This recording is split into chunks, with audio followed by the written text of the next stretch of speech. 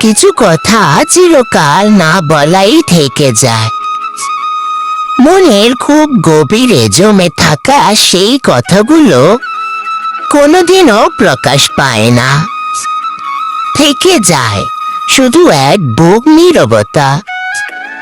আমরা মুখে কত কিছুই না বলি, কিন্তু যা বলতে চাই তা বোধ হয় কোনোদিনও আর বলা হয়ে ওঠে না। মাঝে মাঝে বোধ হয় স্মৃতিগুলো বড্ড বেশি জ্বালায়। অতীতকে ভুলে যেতে চাইলেও, বারণ করলেও তারা বারবার মনের দরজায় এসে কড়া নাড়ে। পুরনো চেকলিস্ট, চেনা কোনো সুবাস, কিংবা হঠাৎ কানে আসা কোনো চেনা কণ্ঠস্বর নিমেষেই যেন বুকটা ভারী করে দেয়। তখন স্মৃতিরা পাতা উল্টে পেছনে ফিরে যাওয়া ছাড়া আর কোনো উপায় থাকে না। মানুষ ভাবে আমি খুব সুখে আছি, আসলে কখনো কখনো মুখের এক চিলতে হাসির আড়ালে লুকিয়ে থাকে এক আকাশ সমান মেঘ।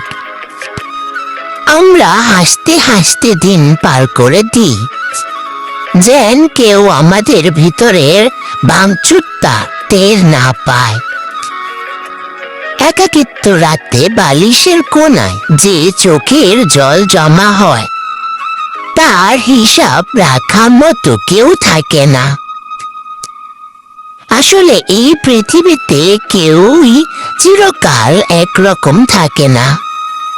প্রয়োজন ফুরিয়ে গেলেই মানুষের রং বদলায়, কথা বদলায়। কথা বলার ধরনটাও বড্ড দ্রুত বদলে যায়। এক সময় যে মানুষটি ঘন্টার পর ঘন্টা কথা বলতো, আজ সে ব্যস্ত আছি বলেই এড়িয়ে যায়। এটাই জীবন, এটাই বাস্তবতা।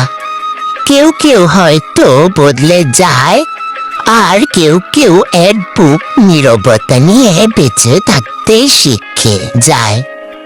মাঝে মাঝে নিজেকে বড্ড একলা মনে হয়। চারিদিকের এত মানুষের কোলাহল আর চেনা মুখের ভিড়েও যেন আমি একলাই ভাসছি, এক অদ্ভুত শূন্যতায় ডুবে যাচ্ছি। কেউ মনের গভীর থেকে আমার খোঁজ নেওয়ার প্রয়োজন মনেও করে না।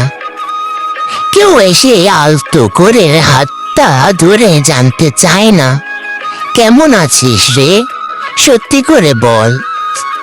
আসলে স্বার্থের এই নির্মম পৃথিবীতে প্রয়োজন ফুরিয়ে গেলেই মানুষের কথা বলার ধরন বদলে যায়। চেনা মানুষগুলো কেমন যেন রাতারাতি পর হয়ে যায়, যাদের আমি নিজের চেয়েও বেশি গুরুত্ব দিয়েছিলাম